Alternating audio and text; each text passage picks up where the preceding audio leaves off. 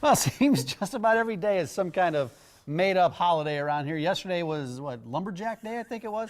March 3rd is National Cold Cuts Day. I love how Mike says around here like we're the ones who We're the ones that start all this stuff. We thought today was an occasion worth celebrating. The fourth Thursday of every February is National Chili Day. We asked chili enthusiast Bill and Sue Dudzik to help us learn a little bit more about National Chili Day. Good to see you. Thanks for stopping by. It's good to see you guys. Thank you for inviting us. To you. Thanks for having us. I've had these too for a while. Yeah, we go back. Great to see you again. It's good to see you. Well, I remember a couple of years ago, you weren't here last year. A couple of years ago, you came on and you brought this green chicken chili stuff, and you brought it back again. This is pork.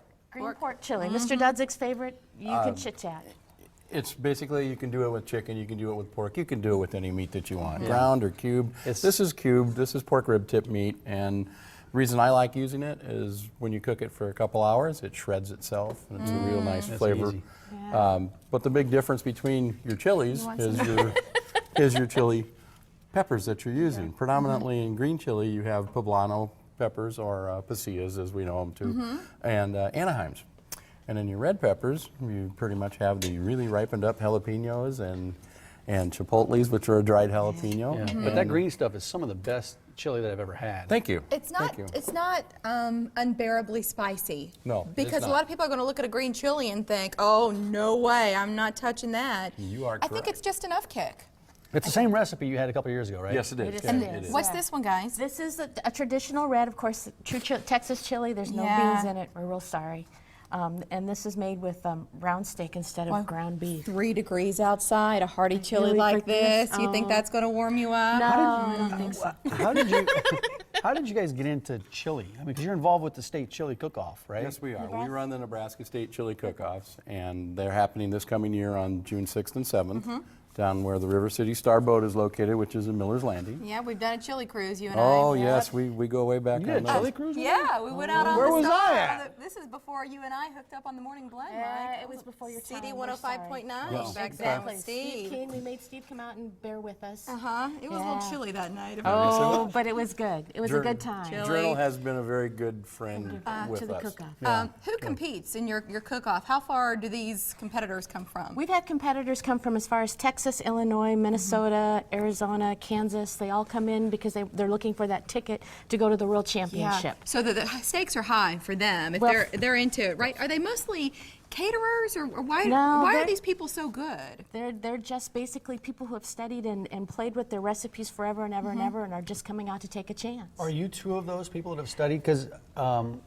you guys, it seems like you kind of know what makes a chili an award winner. We've got a few awards and PLACs in the basement, so we've done some things. So what's the key? What do you think is the key? I mean, You know what? It's a guess. You know, you're going to go to Colorado, and Bill's going to do better than I am because he's going to cook it spicier.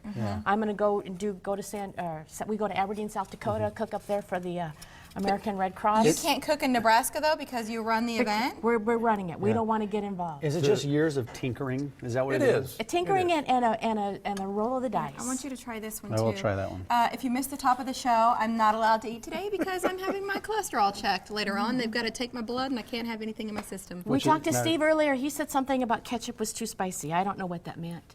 Those are fighting words, Steve King. She can't handle the spice. But yes, and to be really honest, the more you go to different cook-offs, we're all thieves. We're thieves amongst friends. We all steal a little thing from somebody else's recipe, a nuance, a spice. Most of the cooks do not use commercial chili powders. They use, well, I take that back. They don't buy it off the shelf at the local grocery store. They buy it from a company, or they buy it from somebody who's created their own What's blend. wrong with store-bought chili powder? There's absolutely nothing wrong with it. I don't mean to. But snub it. it gives a different taste. There's a difference between McCormick's or a friend of ours, Chesapeake Creek. He makes his own blends.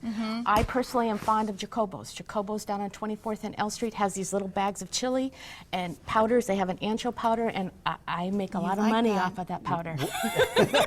I'm sure you do. When I make chili, though, I like to crunch a bunch of crackers up in my chili. But I think if I did that, I think if I did that with this, it'd ruin it because it's so naturally just got so much flavor.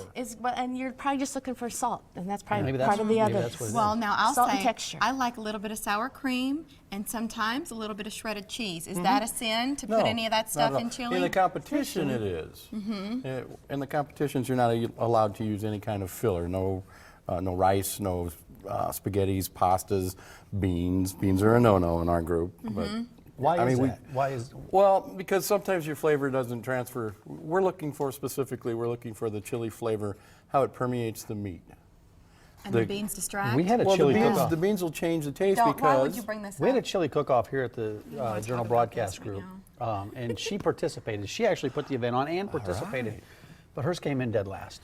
Well, Didn't you it? know, Can I tell you why? Because I was talking to a relative who said at his place of work, every time they do a chili cook-off, they're always too spicy. He can't find something he likes. And then I was thinking about our friends who are watching their sodium. So I made a mild, low-salt chili, and it wasn't a hit, but I was trying to be thoughtful. But did you like it? No, No, she didn't even like it. other people might. I thought other people might.